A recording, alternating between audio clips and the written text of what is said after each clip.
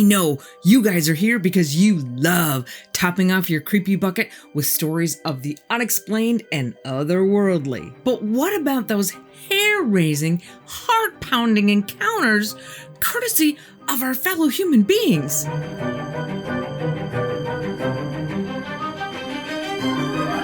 This story is from Reddit user Jake0818. Jake is out hunting in northern Ontario with no roads around for like 130 kilometers. And it's late in bear season, so nobody else is out hunting in his quadrant. And on the second day of his hunt, Jake comes across bear tracks. And he tracks it for about 2 hours before turning around. And he always tracks by going up along one side of the tracks and coming back along the other side.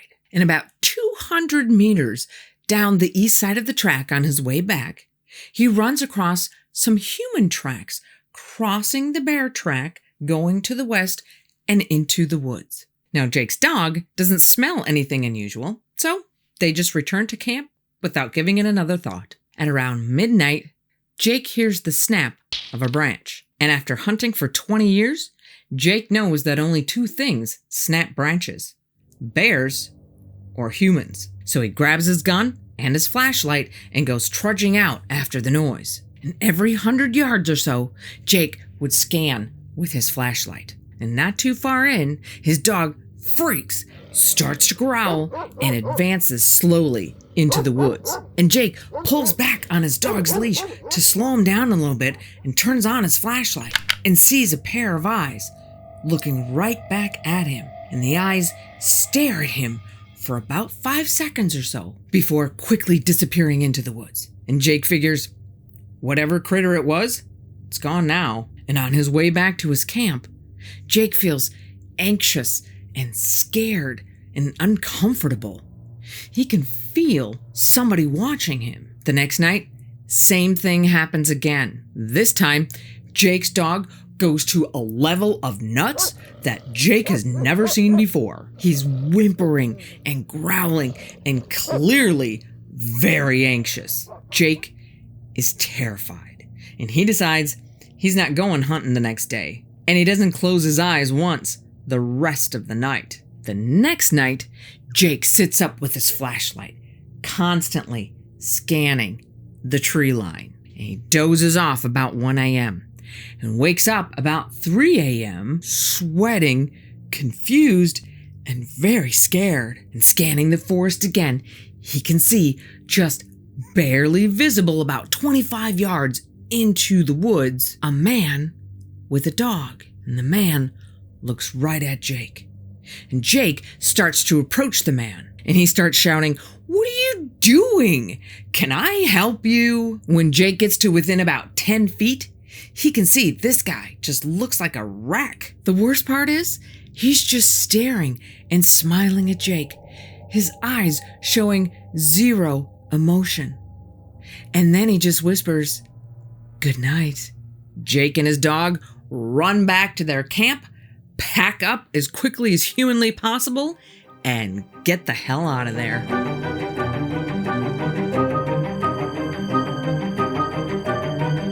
This story is from Reddit user Bernadactyl. We'll just call her Bernadine. One night, when Bernadine is a young child living in a pretty high crime area of her city, she wakes up in the middle of the night for some unknown reason. This is something that never, ever happens to her because she is a super sound sleeper. And she decides to get a drink of water before going back to sleep. So she leaves her bedroom, walks down the stairs, through the living room, past the front door, to the kitchen. And after pouring herself a glass of water from the sink, she turns around to go back up to her bedroom. That's when Bernadine freezes. The front door is open. It hadn't been open just a minute ago. Her family's car had just been broken into the day before, so she's still on high alert. She would have noticed that. There she is, completely frozen and staring at the front door. It takes a good 10 minutes before she can bring herself to move again. Finally, she moves forward and gives the door a little push to close it. And in the split second before the door hits the door jamb and clicks shut, She hears a familiar creak on the porch on the other side of the door. The creak that the porch makes when someone is walking on it.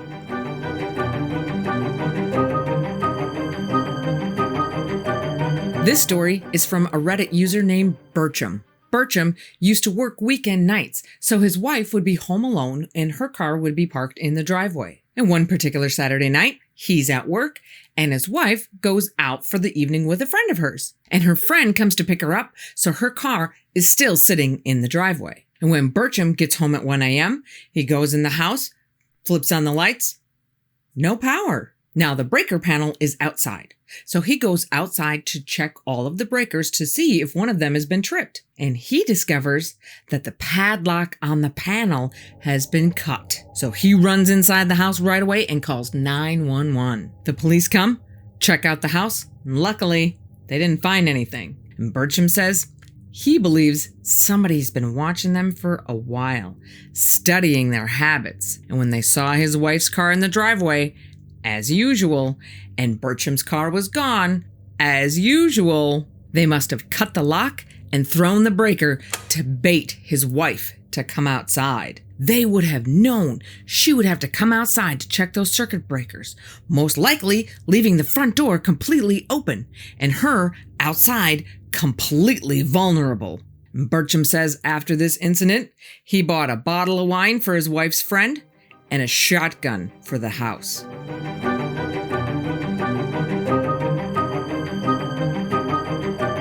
This story comes from Reddit user Write Meow Please. We're going to call him Joe. And when Joe was younger, like 10 or 12, he had an obsession with checking dark corners just to make sure nothing was there. And on one particular night, he leaves his bedroom to go down into the kitchen to get a glass of water. And he notices that the sliding glass door to the kitchen is open. But that's pretty common in his house, so he doesn't think twice about it. And as he's pouring water in his glass, he looks to the corner of the kitchen. And it's a particularly dark night, but he's trying to break this habit of checking dark corners. So instead of turning on the lights to check, he just wanders back to bed, half asleep, closing the sliding glass door on his way back to his bedroom. That night, Joe's house was robbed, and the perpetrator had gotten in through the kitchen patio door. Joe may have looked this robber directly in the eyes as he was robbing Joe's home without even realizing it.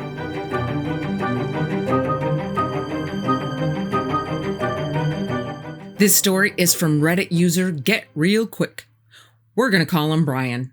Brian's mom wakes up screaming. His dad is already up as usual, getting ready to go to his job on Wall Street. And Brian checks in to hear his mom begging his dad not to go to work that day, call in sick. She just has this terrible feeling something is going to happen. And Brian thinks she just means he's going to get fired or something. But since he and his dad are both ultra rational, they just brush it off. And his dad just keeps eating breakfast and getting ready, as usual, to catch his train into the city. About 15 minutes later, Brian's mom is yelling at Brian's brother to get out of bed. He's overslept, meaning that now somebody has to drive him to school. His mom leaps at the opportunity and shouts, "Dad can take ya!"